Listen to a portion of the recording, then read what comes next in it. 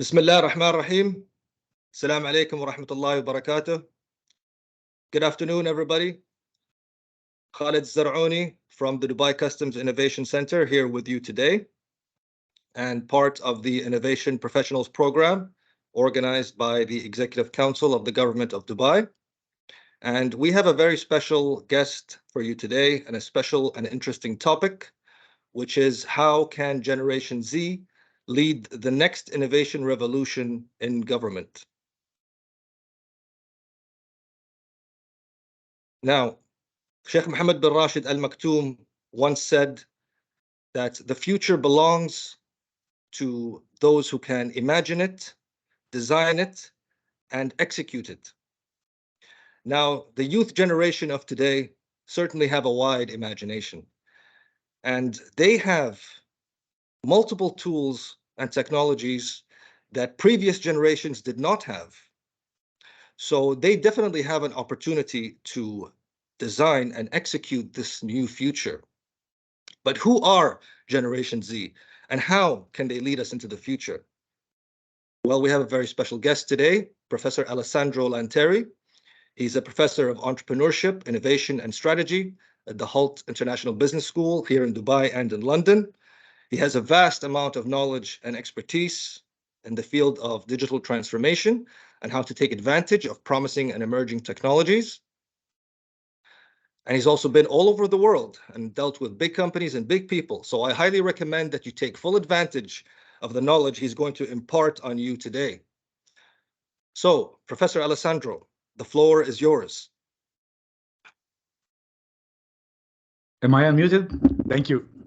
Thank you so much, Khalid. Thank you so much for the introduction. It was really spot on. You already raised two or three of the most important topics that we will address together today. And also, thank you for the very kind and generous introduction you've done for me.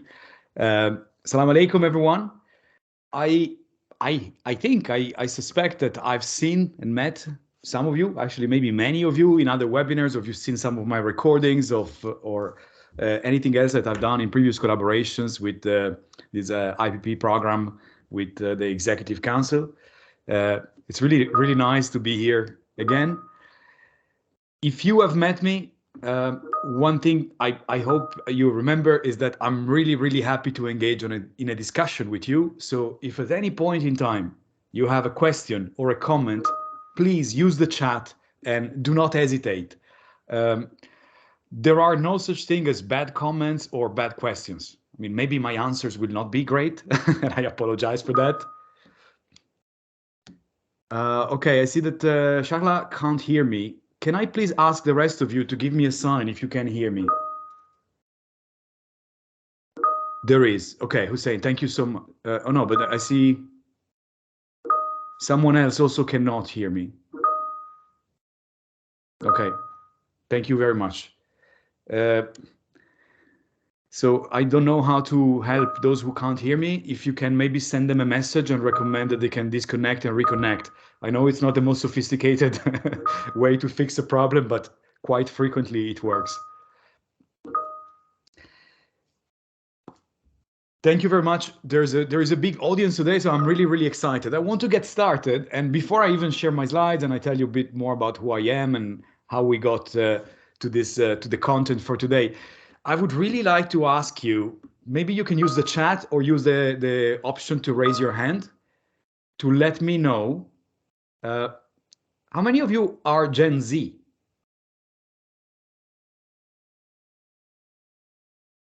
Are you Generation Z? See, some of you are. I am not. You can tell from my white hair, I'm definitely not Gen Z. So I can look at Gen Z with a bit of a detachment and look at them, look at you as someone different in a way. I wish too, to be honest. I wish I was. Because I prepared a session today in which at the end I try to give recommendations of two types. So one set of recommendations is for what can organizations do to encourage and to help Gen Z to take the lead on innovation? And the second one is what can Gen Z do to take the lead? And so you'll see I have Yeah, we'll address the letters. We use various letters to say to refer to generations, but then generations are called in different ways. So Gen Z sometimes is called the I generation. Sometimes they are called the centennials. Some people call them the generation zero, although I'm not really sure why that Z should stand for zero. And Gen Z is the most common, really. We will also call them Zoomers. I see someone who is, yeah, Gen Z plus, plus, plus. Listen, I was born in 1980. I think I've said it in a previous session, so there's no mystery around that. People born in 1980 are somewhere, some of us are sometimes called Gen X, or we are called Gen Y. Gen Y is what others would call millennials. Now, if you're born in the 80s, you're probably a millennial. If you're born in 1980 like me, it's what someone would call the old millennials or the geriatric millennials, which is not very flattering, to be honest. But let's get to that in a moment. Oh, 1979, I'm sorry, you're too old, you need to leave. Jokes aside, you know, I try to be a bit funny when I can. So I don't mean to offend anyone, obviously, here. I see a range of different ages, which is fantastic. I think this is really exactly what we need, so that we can also share a bit more. Thank you for answering. Okay, let me see if I can share my slides. Also, another thing, I usually don't go full screen when I share slides. I prefer to have the full control on the slides on this side. So for those who have not met me, my name is Alessandro. I'm Italian. I'm a professor. That's probably all you need to know for today. But if you want to know more, to be in touch with me, you'll find the information about me on LinkedIn and what I do. So happy to take any conversation further on a different platform. Listen, I've taken this the preparation for this talk today. It's been quite a challenge for me. I'll be very honest with you. First of all, because as I said, I'm not Gen Z. Okay. Secondly, because I work in an industry where Gen Z tends to be my students, so my customers or stakeholders, much more than they are my colleagues. And definitely no one of my managers or my superiors, my bosses, right, are Gen Z. So I don't see Gen Z leading or making decisions as peers in my organization, in the organizations where I work. So I had to do a lot of research. So of course I have an insight. Of course I have former students. I speak with them. I know how they are. I spend a lot of time with them. But the relationship between me as the professor and them as the learners blurs a little bit my understanding. So I've done a lot of research. I'll tell you a bit more about the sources I found. And you probably know I'm very transparent, very honest. I'll tell you what I think. What is good, what is not good, what I agree and what I disagree. I will also be very honest once again. If I agree or disagree, if I say that something is good or bad, it doesn't mean it's true. It means this is Professor Alessandro's opinion, okay? Treat it as an opinion. It's an input. You can reflect. You can disagree with me. I'm really honestly just a person, right? I research. I have reasons for what I believe, but I'm not always right. So I want to start very quickly by giving a small snap, a small illustration of who are some of the most prominent representatives of Gen Z on a global scale. I'm not saying that they're the only ones. I'm not saying that they're the most representatives. I'm saying these are the Gen Z people, Gen Z members who have gathered a lot of global attention. Listen, for me, one of the most inspirational ones is Malala. Malala endured an attempt on her life. She was shot with an attempt to kill her because she wanted to go to school, and she survived, and she became a champion for girls' rights and education rights, and she won the Nobel Prize for Peace at age 17, which is an unbelievable feat. Then I'm pretty sure you've all heard about this very daring, courageous Greta. Greta persuaded her parents to change their lifestyle and become more sustainable, and then she launched a school strike for the environment, for climate change, when she was 15. And you know what? She did it alone. She would strike alone. She would sit somewhere alone with a sign, a board. And through that, she inspired her entire generation to demand change or demand action against climate change. Quite recently, maybe a couple of years ago, if I'm not mistaken, maybe even less, Amanda Gorman, a poet, was invited to read her poetry, inspiring unity and equality and rights for minorities when she was just 22. This kid here, I mean, I call them kid because I'm old, but he's a young adult by now. Dutch Boyan, when he was 16, he went on holiday in Greece. He was swimming. He found plastic underwater, and he said, while I'm here, why don't I collect this plastic? Why should I leave this plastic behind? And step by step, this thing scaled into an entire initiative, which is a tech-driven startup called the Ocean Cleanup, where he collects and tries to clean the ocean by plastic, from plastic, yeah? And then there are some other might be less well known. I don't know if you know this this guy. This guy he's an American of Mexican origins, and when he was 6, he started what we would call today climate activism. He launched his own foundation, and he mobilizes large amount of people to fight climate change. I believe that you will start seeing a few common trends in here. I believe that that's also the point, right? Why am I giving you this carousel of people? Autumn, a Canadian, as a young girl, she started championing access to clean water for Canadian Indigenous communities. And then there is this other. I mean, he's not a child anymore. Of course, he's a bit older. But when he was 4. Joshua, an American kid, was so impressed and upset that there were children who had to go hungry, that he, at 4, slowly but surely started an initiative which later scaled into his own foundation to provide meals to children. And so far, they've fed 5 million people. Listen, as I said before, these may not be like fully representative of the whole generation, but there are a few things that I think are very important, and we'll come back to these points during the talk today. The first one is that this is a generation that's not afraid of anything. Secondly, it's a generation that's willing to challenge the status quo, and maybe, and at least this is true of the people we have seen, and the majority of them, they are innovators with a purpose. Every single one of them wants to make the world a better place, not for their own sake, not to be the founder of the next unicorn startup.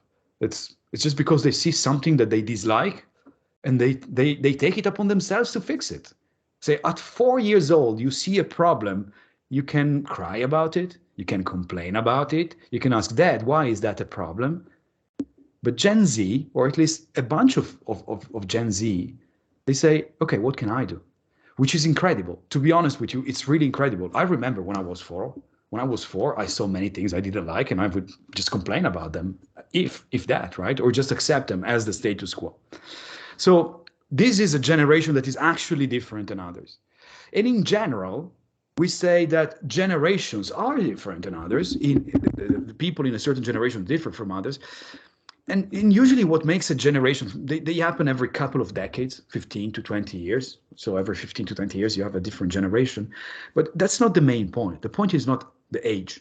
You know, of course, demographic plays a role. But the key element that tells you, that creates generations, is what is it that they experience in their formative years? Yeah, as they grow up, as they come of age, so to speak, as they mature from being, you know, very young kids into young adults, what's going on in the world, or at least in the world around them. And so when members of a generation have some things in common, quite frequently, it's because of the experiences they had in their late childhood, early adulthood. From the perspective of an organization, and this can be, the government as a whole, it could be any entity within the government, or it can be a department. Yeah, it could be, of course, a private organization, is that over time, because every 15 to 20 years, generations change, over time, organizations find themselves having people from different generations. Now, that's kind of obvious in so many ways. But when you accept that these people are different, you also need to start thinking, well, how do you attract people that are different? How can I be attractive to talent that is different from each other? What do I offer them? Okay, that's the first question. Secondly, each generation has unique strengths. Yeah, they also tend to have some weaknesses, to be entirely honest, but that's not the point we're trying to make today. So how do you leverage strengths that are different so that your organization benefits from the diversity? But again, if they are different, you need to promote them and encourage them differently. And then eventually these generations act and behave differently, right? So I'm going to stop for a second here. I'll stop sharing, and if I can, because I need to find the controller. And I want to ask, is everything clear so far? Am I speaking too slow, too fast? Does this resonate with what you already knew, already taught? Thank you very much. I'm trying to open the chat. I see someone is replying. Very good. Shukran. Thank you. Okay, the next thing I would like to show you, to agree, to discuss, to also maybe to admit, is that, precisely because I don't know everything there is to know. Thank you so much. I don't know everything there is to know about this generation and what they're doing and how you innovate and so on. I've done a lot of research to prepare. That's what professors do anyway. So at the end of the presentation, I'll share the full slide deck at the end of this. At the end of the presentation, you'll see that I put the main reference, the sources that I've consulted. And now, my default, my bias, whatever you want to call it, is that I'm a professor in a business school. The first place where I look for information and ideas and thoughts is in what colleagues from other business schools are sharing. There's a colleague from HALT, Karina, who's done a lot of work on multi-generational workforce, so obviously there's her work.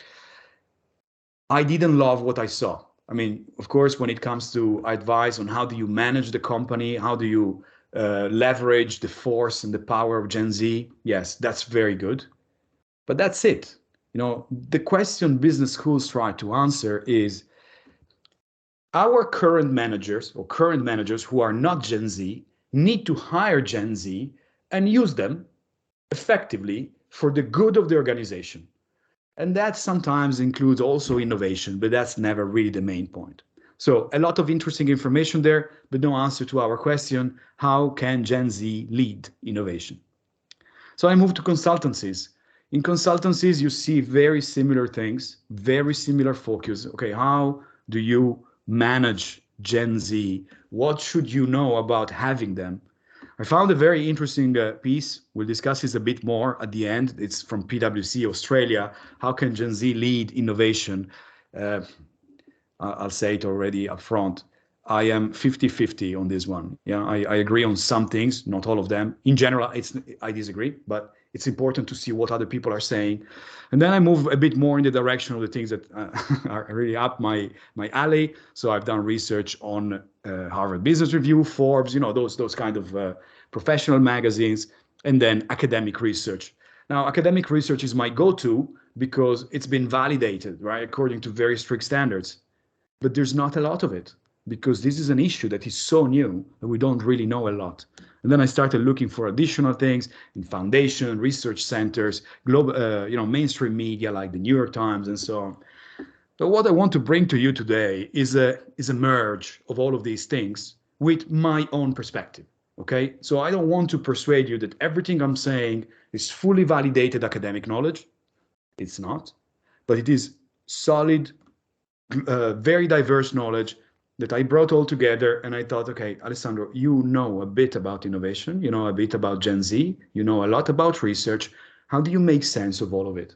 Okay, it's a bit of a disclaimer, just to say not everything I'm saying is validated academically, but it's all validated by me and by many other people. So let's look at least at sort of a definition. You know, professors need a definition, otherwise we can't really say anything. What is Generation Z? Okay, Generation Z, also the definition varies a little bit, but roughly speaking, we say Gen Z are the people who are born in the second half of the 90s until more or less 2010, 2012. After that, we have what we call Generation Alpha. Okay, if you look at this, you will see that more or less every 15 years or so, there's a new generation, give or take. It's not a mathematical rule, but that's the way it really tends to happen. I said it before, and I want to zoom in a little more. Sorry, one final disclaimer. I should have said it before, but I want to say it again. There is not a huge amount of research in general. There's also not a lot of research, of course, on Gen Z in the GCC countries, in the UAE, in the Middle East. So you will see that some of the things I'll say, and I'll try to clarify which one they are, they tend to come from a Western background. So there will always be a little bit of a Western flavor to some of the concepts, but that doesn't mean that they're not relatable. And you'll see I have some data on the UAE that I'll share. They're not the most powerful data, but just to show that, I mean, I was looking for them actively. Listen, let's say my generation, millennials, Gen Y, yeah, we were shaped. The experiences that really affected us were 9/11, in a Western sense, at least, the emergence of social media.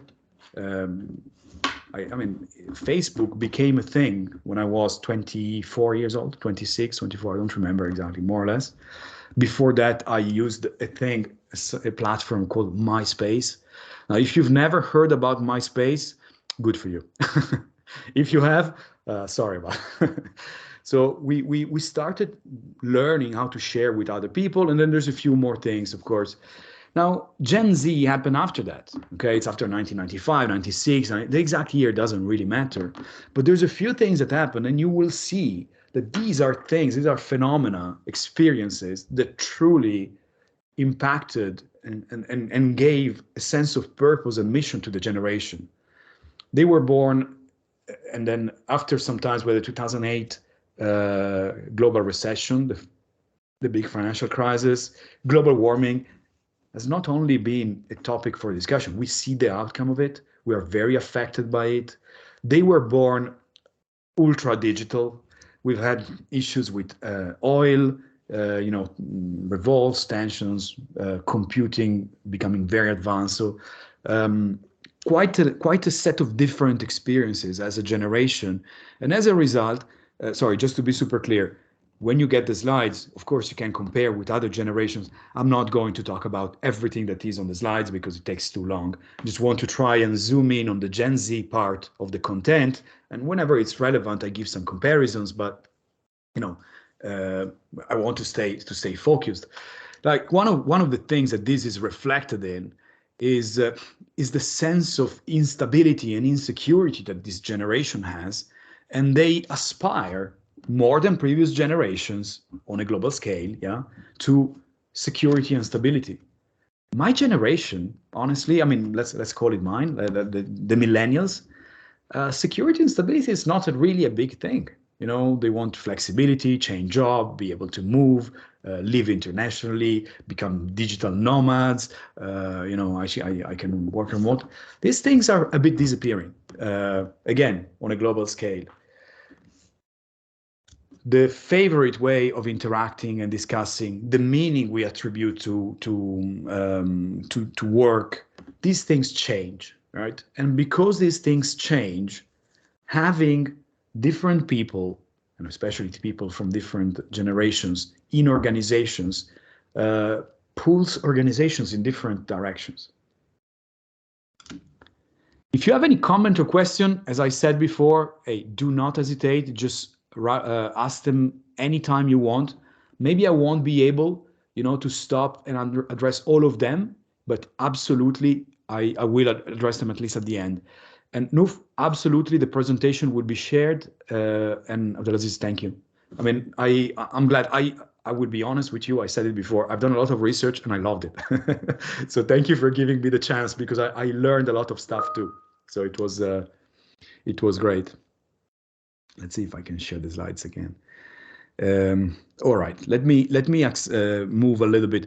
Listen, once again, when you get the slides, you will see also a lot of deeper discussion of what is it that defines Gen Z. Yeah, I said sometimes we call them the Zoomers. I'll summarize big bullet points, trying also to highlight the upsides and the downsides of something like that. All right, listen, Gen Z is born with mobile technology as a default. Millennials are sometimes called digital immigrants, meaning that, I mean, I was born without mobile phones. Mobile phones became a thing when I was 17 or 18, and then they became mainstream when I was already in university. Obviously, the next generation was born, and they probably, someone says, they learned how to swipe before they learned how to stand up. I don't know if that's true of everybody, but it gives you a sense.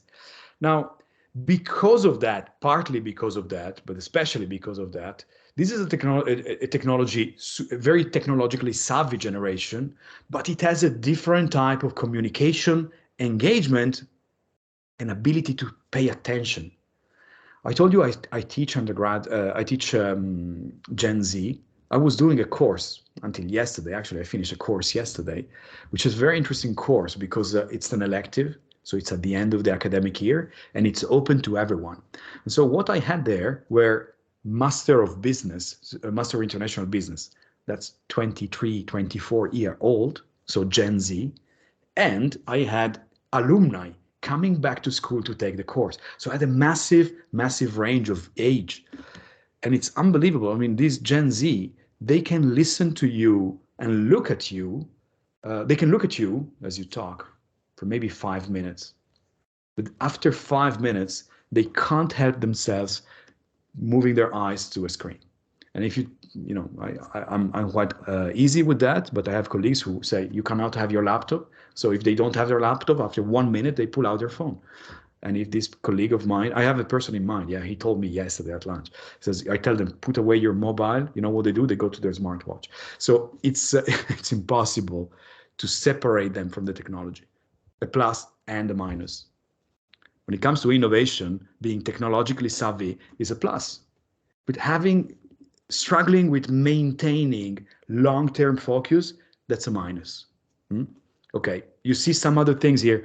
One that's really, really major, it's awareness and openness about mental health issues, partly because they were exacerbated by the COVID pandemic and the fact that they were isolated.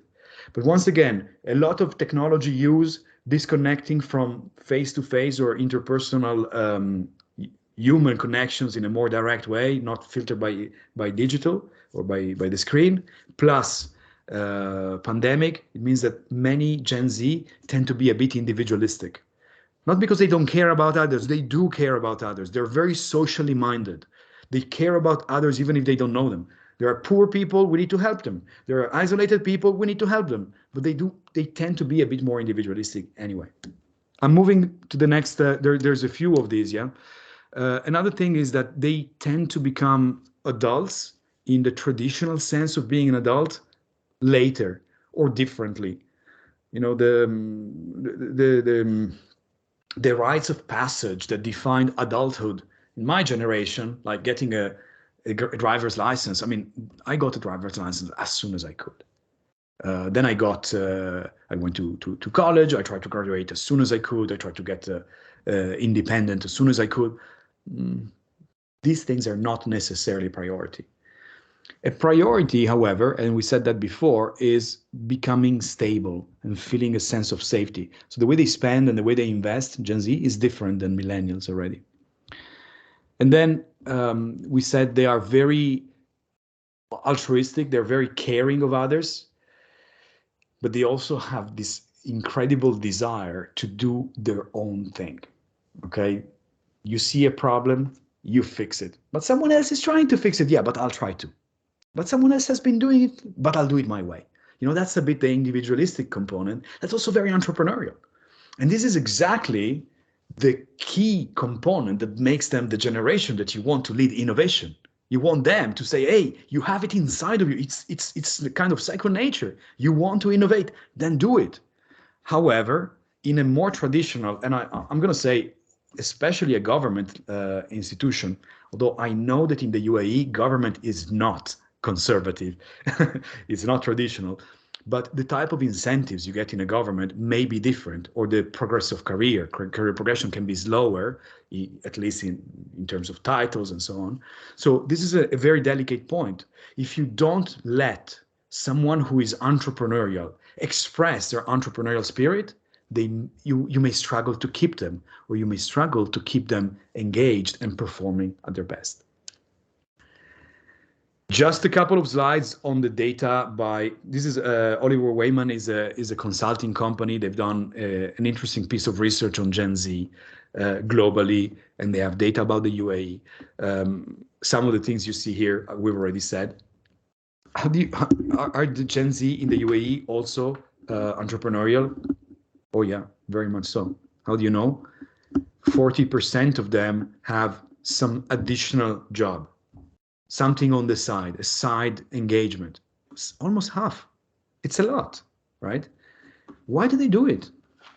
Well, of course they do it for the money, but it's not necessarily especially for the money. It's once again this sense of doing something good, something that's meaningful for their community. And then, of course, I mean, they're still young, but this is happening. They start generating revenue and earning money, not just by means of their work, but by investment. This is much higher than what other generations did at their age. So you see that they are trying to find stability and things. I see some excellent, Hussein, Asma, Shala. Yes, I see some excellent comments in the chat. Thank you. Oh, Asma, you said that it depends on the government. Oh, I'm sure there are some departments of the government that are a bit slower than others, but in general, my experience with the government in the UAE, in Dubai in particular, is that you're faster than many private entities that I've seen. Maybe this is not exactly the same if you go to, I don't know, Umar Kuwain. I wouldn't know, honestly. I'm just saying because I don't know. I'm not saying that it's different, but I could imagine that would be different. And then in the workplace, I mean, Gen Z are constantly looking for another job. When I say constantly, I mean, in terms of percentage, it's more likely that a Gen Z member from the UAE looks for another job or is open to another job than Gen Z in other countries. So in the UAE, this is really strong. It's a very strong trend anyway, but it is especially strong for Gen Z as opposed to other generations in this country. So let me start putting a few things together because we've been talking now for over 25 minutes. So this was a bit the preparatory work, right? So who are the Generation Z? What is a generation anyway? What defines them?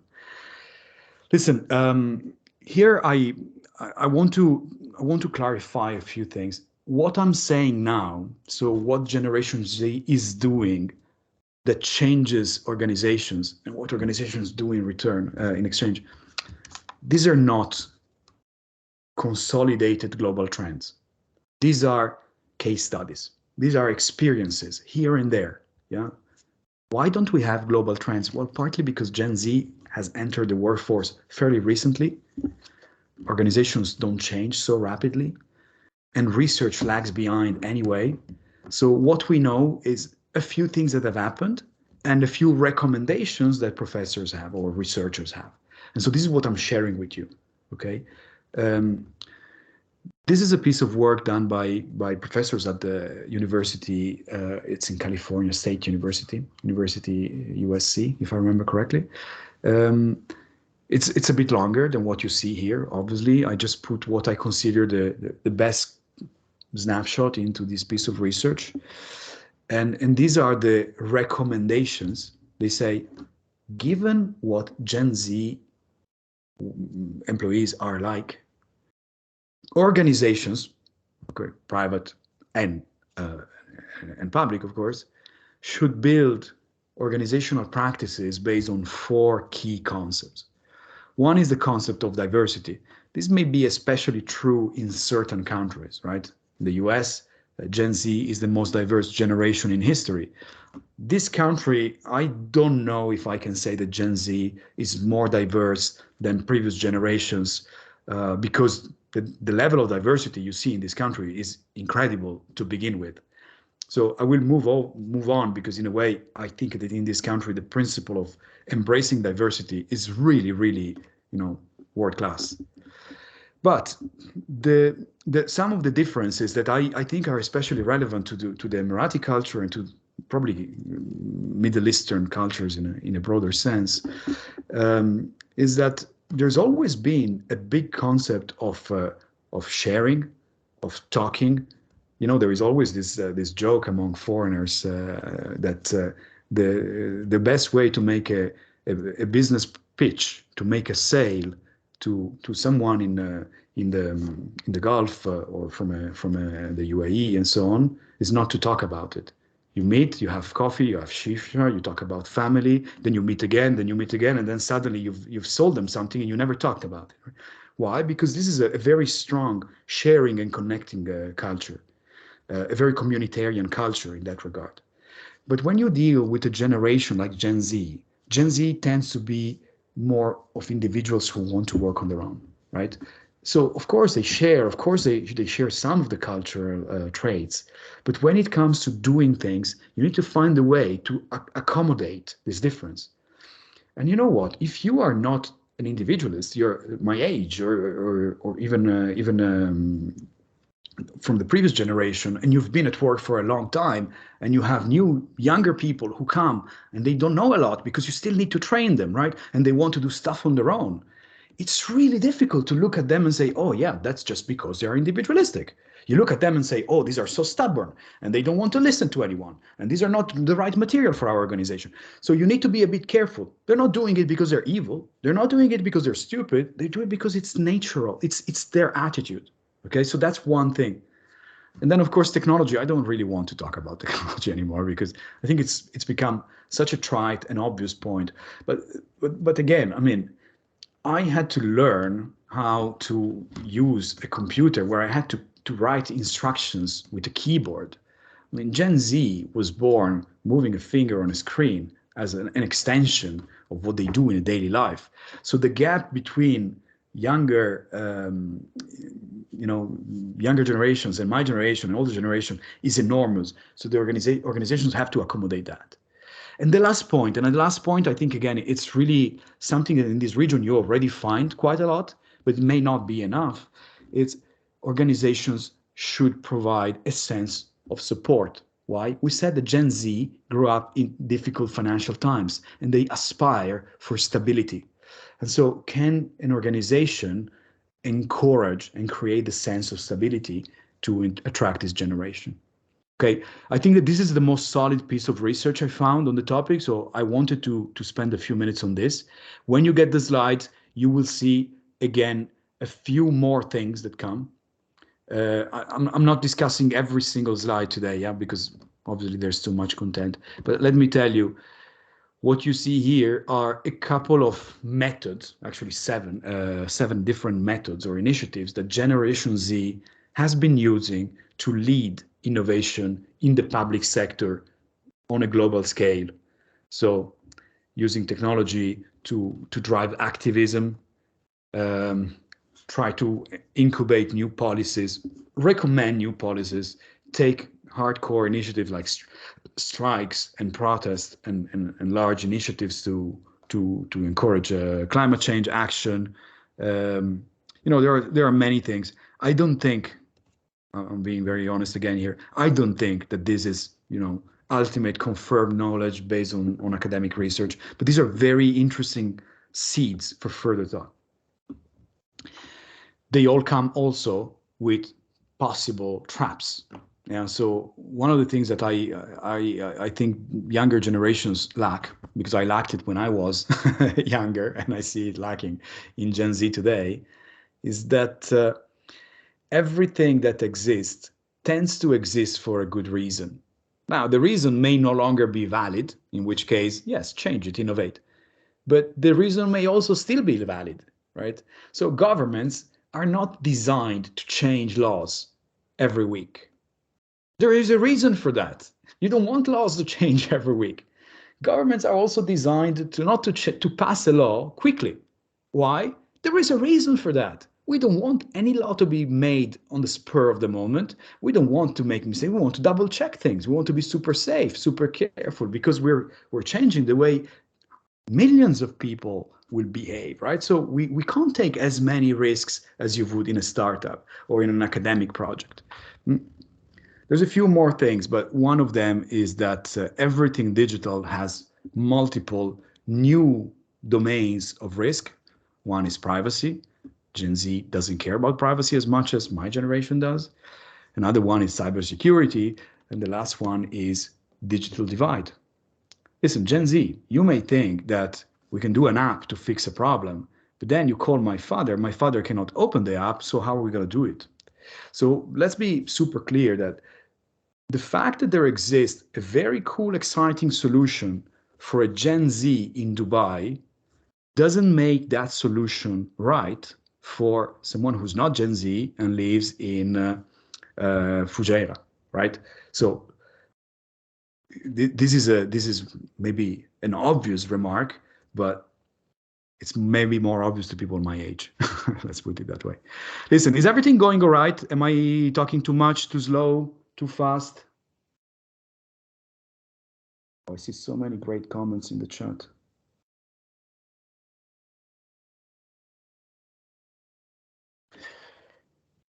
Thank you, Nuf. Thank you very much. Great. Sorry, when I look down, it's because I have my phone here with the chat, because I can't see the chat on the main screen. So that's why I was looking down.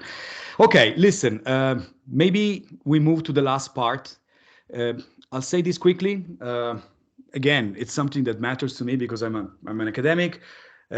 We know that in their category, when they are between 15 and 25 people, young adults are more likely to be innovators, partly because that's the last time in which their brain evolves. Your brain keeps growing until you're 25, right? After 25, more or less, you stop growing and you start consolidating and slowing down a little bit. So these are the most common characteristics of young adults, which are typically associated with being innovators. But then you ask, hey, yeah, sure. But that's true of every generation, right? When we were 15, when I was 20, I was an innovator. Now I'm 45. I'm not an innovator anymore. True.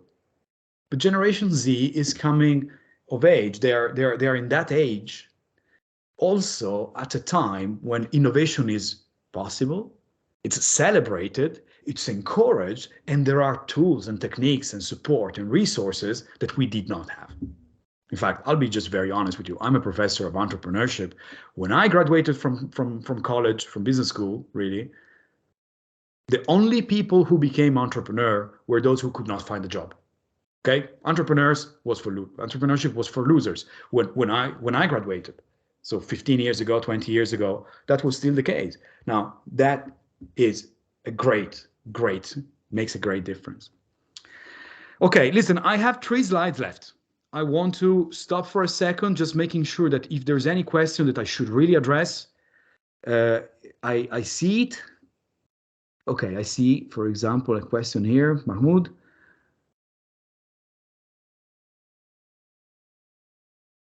Yes. Do you think in our region, the region? Yeah, Mahmoud, I love the question and I don't have a smart answer. So I said it at the beginning that the questions were going to be good, but I don't think that that's the case. I think that more or less generations will be on average similar, but a Gen Z from the Gulf, from let's say the Gulf regions, the Gulf countries, may be different than a Gen Z from Southeast Asia. Not dramatically different, not as in, oh, these are 2 completely different people, but they will emphasize different things. So we said, for example, that Gen Z has a strong attachment to family. That's true, especially in the US, relative to millennials. I think in this region, that's true for almost everyone. If you go to Asia, that's probably less true of this generation. They used to have very strong attachments and connections to family. But if you go to countries like South Korea, you go to countries, even China, they are transforming and changing the way they think of traditional families. And they say, you know what? I'm 24 and I'm not getting married. I'm a 24-year-old girl and I don't plan on having a child this year. And these things create fractions, right? In the past, this was not an issue, but today this is happening. And so I think that that's a super smart comment, but I don't have an equally smart answer. My intuition tells me there will be shades of generational, traits, but as a whole, that won't be true. That won't be necessary. Thank you, Mahmoud. Yes, Adnan, we're coming to that. We're coming to that. Thank you. Keeping me honest. So what is a generation? What makes Gen Z different? Okay, we said it. We said a few things. So how do you, as an organization, encourage innovation coming from them? And how do Gen Z become better innovation leaders? Okay, these are the last 3 slides. Thank you for, for calling my attention back to that. So this comes largely from the piece of knowledge shared by PwC, as I told you before. And they will tell you, listen, you know what? Give Gen Z the opportunity to innovate and they will shock you at how good they are. And then they tell you, how do you do that? Listen, you need to create a support structure. So someone senior gives guidance, offers support, and then you find someone who's less senior in the middle that supervises directly and coaches the younger one. And then you let the Zoomers, the young one, do the work. And when I read these, I thought, that's exactly what's going on in every company I know already. The senior person decides and gives guidance and resources, the middle person supervises, and the younger person executes. So is that true also for Generation Z? I think it is. I don't think it's a amazing insight that you could not live without. You probably knew already. Maybe there's a couple of other things that more specifically they discuss in this article, and they say, try to think about innovation not only as what we just said, but also as something that operates two-way or that requires multiple generations. So for example, I am a millennial or even older than that, and I can teach a lot of things to Gen Z. But guess what? Gen Z can teach me a lot of things as well. So this is not really very common. I personally do it in certain initiatives with certain organizations. So we do, for example, innovation projects with senior managers, mid to senior managers, and occasionally we bring in young people to give them feedback. Now that sometimes creates a bit of tension in certain organizations, I will not lie.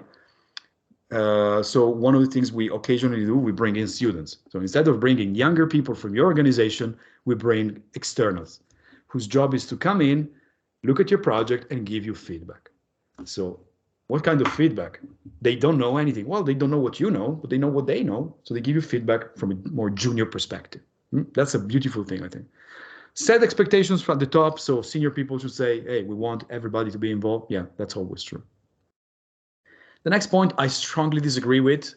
They will tell you the strategic agenda for innovation should come from the top. The senior manager should tell you, we're going to innovate on this and there and that. Listen, I don't know that that's true. That's the right way to encourage Generation Z to lead innovation by telling them what they should do. Actually, I think that's actually not true. But one thing that is probably true is to encourage innovation not as an initiative. That's the innovation project, let's go all in. No, that doesn't work ever, really.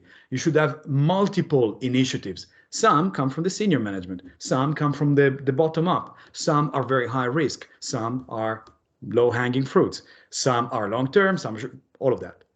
And out of all this big portfolio of initiatives, hey, some of them will flourish and succeed, some will be killed. That's just in the nature of innovation. That's okay.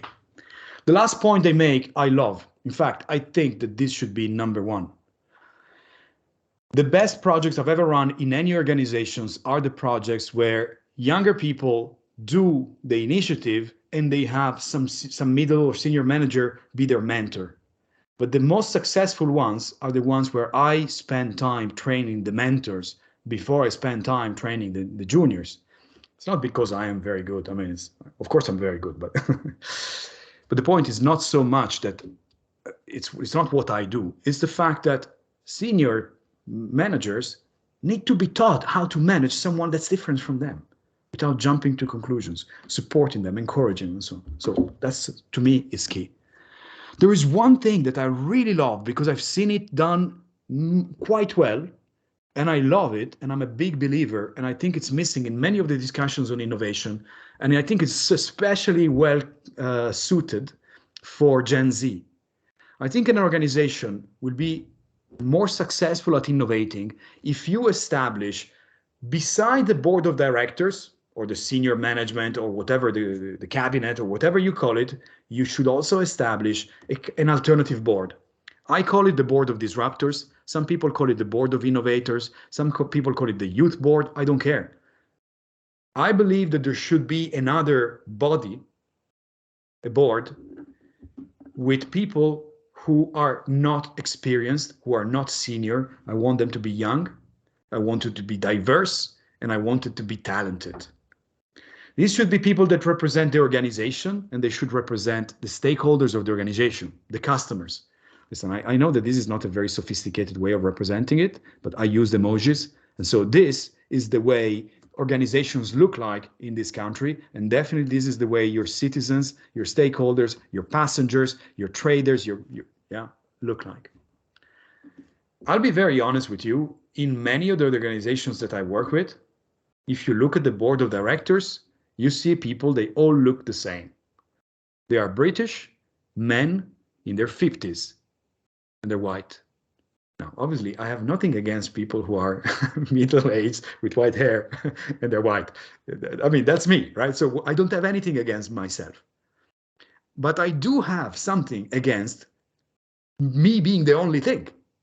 I don't think I can do any good quality work if I'm surrounded by people who are entirely like me and we all agree on everything. That doesn't make any sense.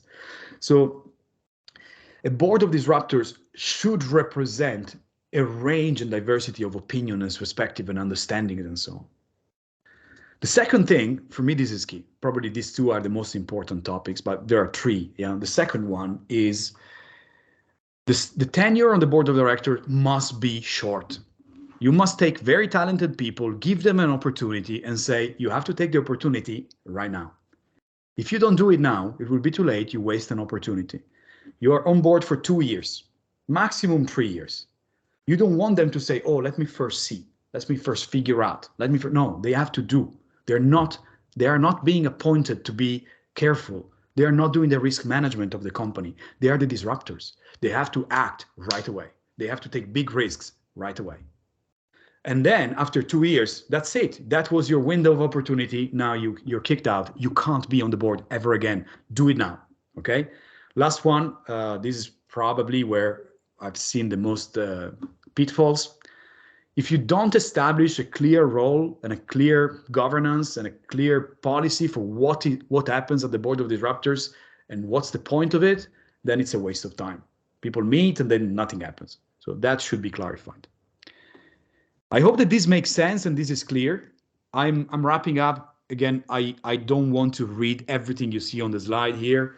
These are some of the leadership advice and growth and development of personal leadership advice. You see there are dozens of references here because I cherry-picked everywhere. These are especially relevant to Gen Z. I think that if you are a Gen Z member, I think that all of these things will already more or less come naturally to you based on what we know about the generation. But maybe two that I would like to highlight. The first one is the fact that you strongly believe in something and that you do your best and you are sure you're right does not make you right. Now you should pursue it, but trust that if someone has been your age before and they've grown successfully leading an organization forward, they may still know better. And knowing better on their part means that you can learn from them. So if they tell you no, don't be pissed. Try to understand. Sorry for, I don't know if I could be, could say pissed, but don't be upset. Ask, what should I have done differently? Every mistake, anything that doesn't work according to your plan is an opportunity for learning and growth. So that's a big message. Many Gen Z are like that, but not everyone. In fact, this is a message for everyone, also for me, but I especially want to direct this at the Gen Z in the audience. The other one that, again, it's not always obvious. Everything you know will help you and will carry you only so far, because everything is changing much faster, because I mean, we're now talking about being innovative also, right? Innovation comes from doing things that come from other areas, doing things differently. So you can't rely on what you know to carry you very far. So the more you learn, the more you invest, the more you attempt to grow, the better you will be as a leader for innovation, especially at your age. Listen, I wanted to leave you a couple of minutes to ask a few questions. So I'll shut up here. I'll stop here for a second. I will also stop sharing. I've seen a bunch of very good comments on the chat. Listen, I hope that these all made sense. I'm really grateful that you asked me for what are the big takeaways. So the big takeaways are, listen, if you are an organization and you want to encourage Gen Z to take the lead on innovation, you need to do some of the things I told you, and I think you should appoint to a board of disruptors with clear rules. If you are a Gen Z and you want to become even better at leading innovation, there are 6 or 7 recommendations. The 2 that stand out for me because they're the least intuitive. The first one is every failure is a prime opportunity to learn and grow. And the second one, seek these opportunities and keep learning, because innovation comes from that. All right. Thank you. And if there's any question, I mean, please do ask. Let me look at some of the questions here. I can't see.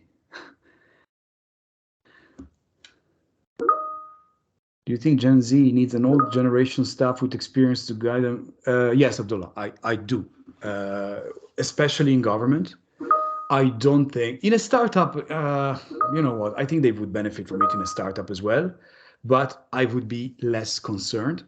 But the mandate of the government is to ensure the well-being, the prosperity of an organization in the short, of a country in the short and in the long run. So you can't take the same risk and make the same mistakes. And it's really important that you learn and you transfer knowledge even more than in a startup, for example.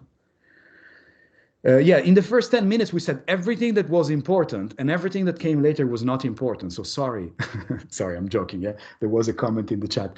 The first 10 minutes were about an overview of who are some high-profile Gen Z representatives, but there is a recording of this, so you can catch up on that. All right. So if we say different generations, different generations have similar exposure to.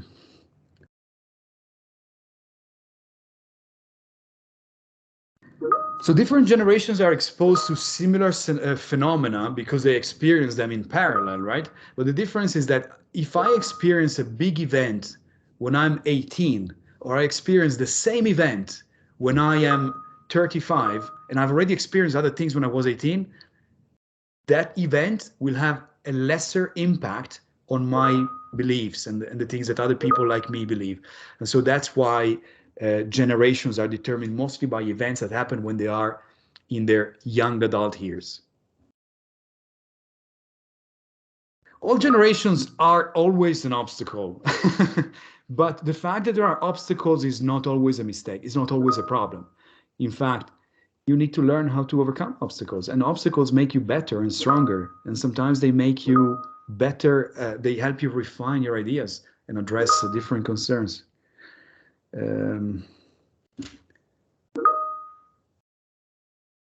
Thank you very much, Professor, for your wonderful and insightful presentation. I'm sure everybody learned a lot from that, a lot of key points. Short on time, however, but there was so much content there that everybody would love to see more of. There are some parts of your presentation that I'm sure are very, very valuable. So we'll be sharing that with everybody.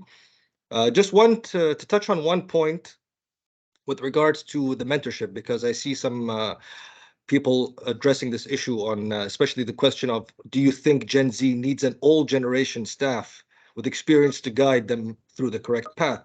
And speaking from personal experience, mentors are important.